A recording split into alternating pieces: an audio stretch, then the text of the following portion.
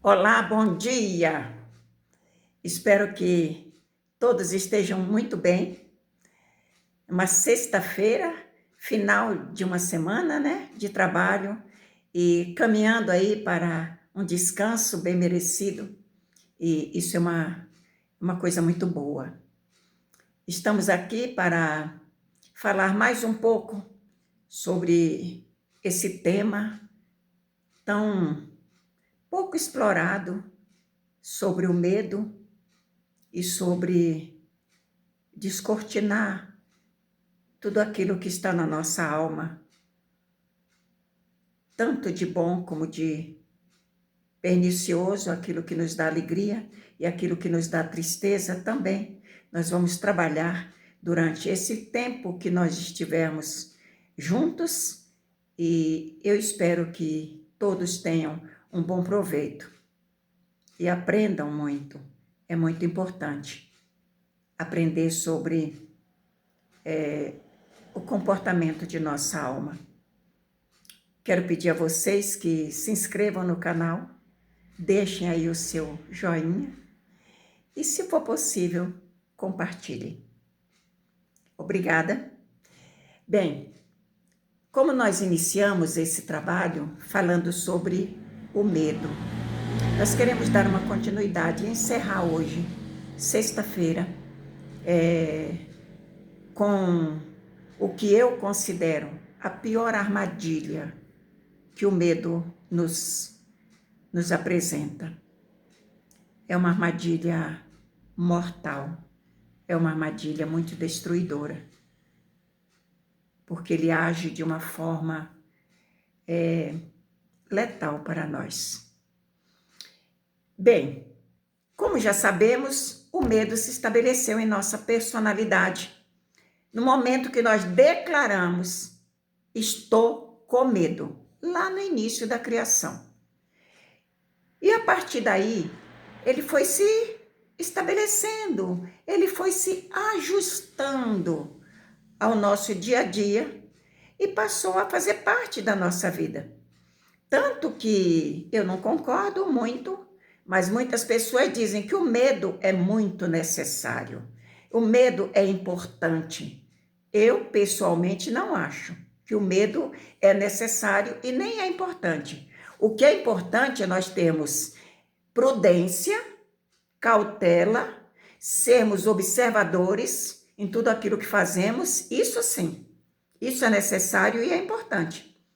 Porque quando temos prudência em tudo aquilo que nós vamos fazer, nós prestamos atenção se aquilo vai ser algo que vai me prejudicar ou não. Mas o medo, ele funciona no automático. Ele funciona no automático. Ele é imprevisível. Ele surge num piscar de olhos e nos trava e nos causa, às vezes, muitos danos. Bem, essa é uma opinião minha. Então, vamos lá. Nós vimos já sobre a questão da descarga hormonal que o medo causa, que são hormônios muito prejudiciais, que vai nos causar uma irritabilidade, vai nos causar, né, uma agressividade espontânea. E também nós já vimos sobre a questão da trava que nos impede de avançar, nos impede de conquistar nossos ideais, né, que nossos sonhos. O medo também funciona dessa forma. E ele tem um outro lado muito pernicioso. E é sobre isso que nós queremos falar hoje. Lá em Jó, no capítulo 3, versículo 24, ele declara: o que eu temia, o que eu tinha medo, me aconteceu. E o que eu mais receava, chegou para mim, se estabeleceu na minha vida. E em Gênesis, no capítulo 6, no versículo 6, versículo 5, segunda parte, está escrito assim, que na época do dilúvio, a imaginação dos pensamentos ou as imaginações e os nossos pensamentos eram más, eram ruins, continuamente. Isso fruto de uma personalidade deformada. Ninguém que tem uma personalidade saudável pensa o mal continuamente. Bem, então o que nós vamos aprender hoje? Nós temos em nossa mente, na nossa formação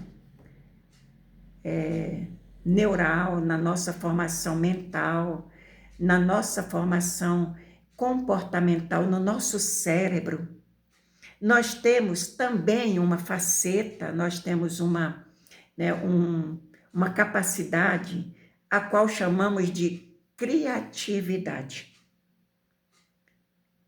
Todo ser humano tem alguma coisa de criatividade, seja em qualquer área da vida. Tudo que fazemos é fruto de uma imaginação. Criamos primeiro na nossa imaginação, seja lá o que for, pode ser uma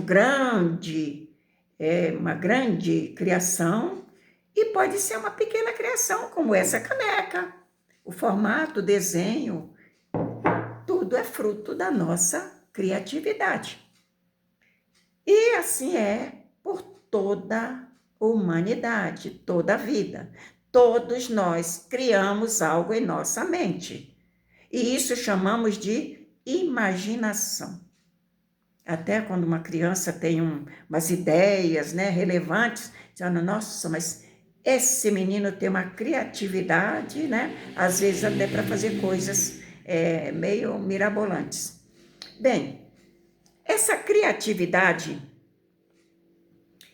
ela nos foi dada para que nós pudéssemos elaborar através da nossa mente, através da nosso cérebro, através da nossa inteligência, tudo aquilo que nós conseguimos pensar ou atrair do mundo das ideias, né? Tem o mundo das ideias.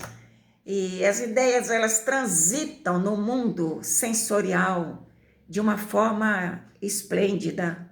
E nós captamos ideias, às vezes, de outras pessoas, às vezes também do mundo espiritual, viu? Nós captamos ideias do mundo espiritual. E o que acontece quando nós captamos uma ideia, nós desenvolvemos uma ideia, nós criamos uma imaginação a respeito daquela ideia. Tudo que você tem na sua mão, esse celular, tudo é fruto de uma imaginação, é fruto de uma ideia. Ela se tornou o quê? Realidade, mas antes ela foi uma ideia, ela foi uma imaginação, ela foi uma criatividade. Certo? Bem, o medo, por que o medo se tornou tão cruel?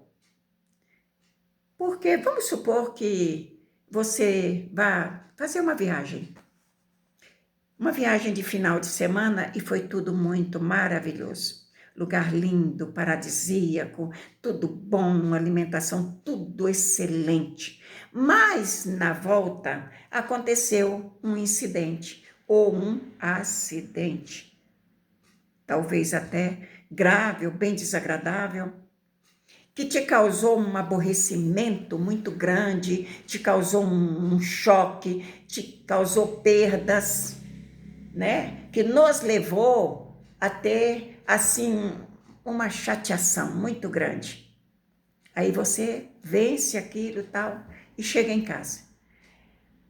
Quando alguém lhe perguntar do passeio, provavelmente você vai falar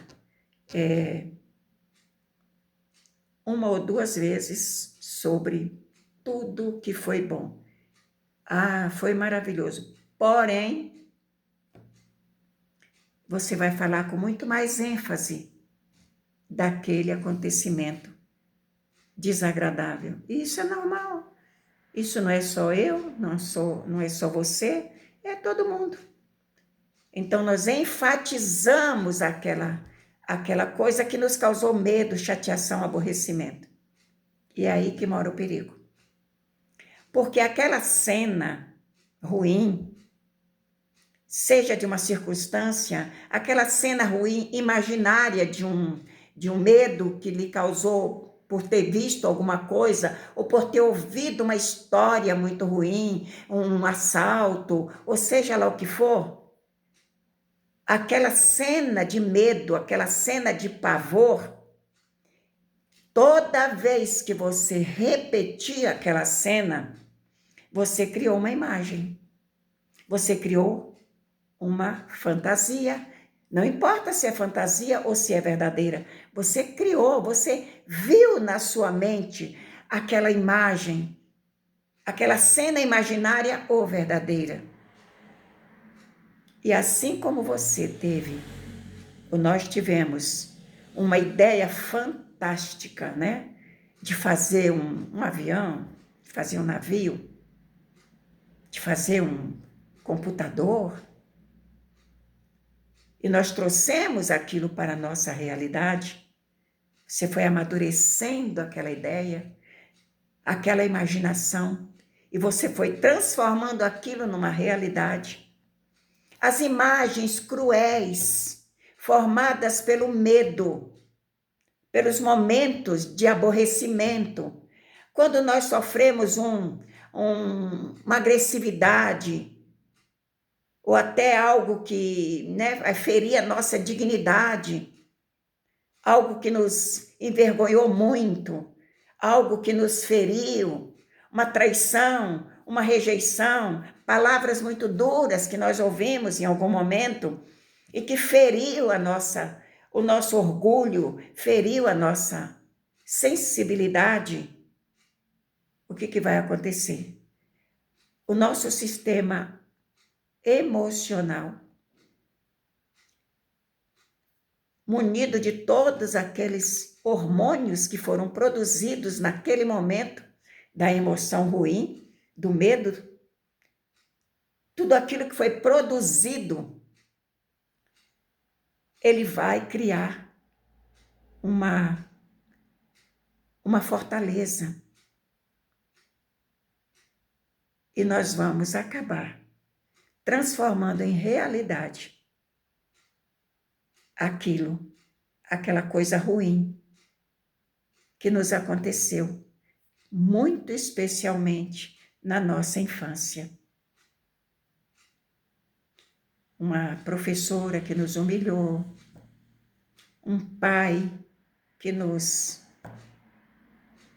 amaldiçoou de alguma forma, nos falou palavras depreciativas, nossa mãe, ou nós falamos muitas vezes com os nossos filhos também. Ou você foi vítima de uma humilhação por algum defeito, alguma falha. Isso vai se estabelecer e você vai acreditar. É o que nós chamamos de crenças limitantes. Você vai acreditar naquilo que te causou aborrecimento, medo. E toda vez que você estiver na iminência de tomar uma atitude semelhante ou passar por uma situação semelhante, aquela imagem, ela vai se tornando real na sua vida, na nossa vida. E nós vamos nos tornando refém daquela informação. E é apenas uma informação. Às vezes não aconteceu, não foi um fato consumado, foi apenas uma informação, mas que ela se estabeleceu com tanta força no nosso subconsciente, ela passou a se tornar uma realidade na nossa vida. E nós deixamos de deslanchar nos estudos, deslanchar na vida financeira, ser felizes no relacionamento, sermos prósperos na nossa vida profissional, por causa de um medo, por causa de uma cena de medo, por causa de uma trava que o medo nos causou.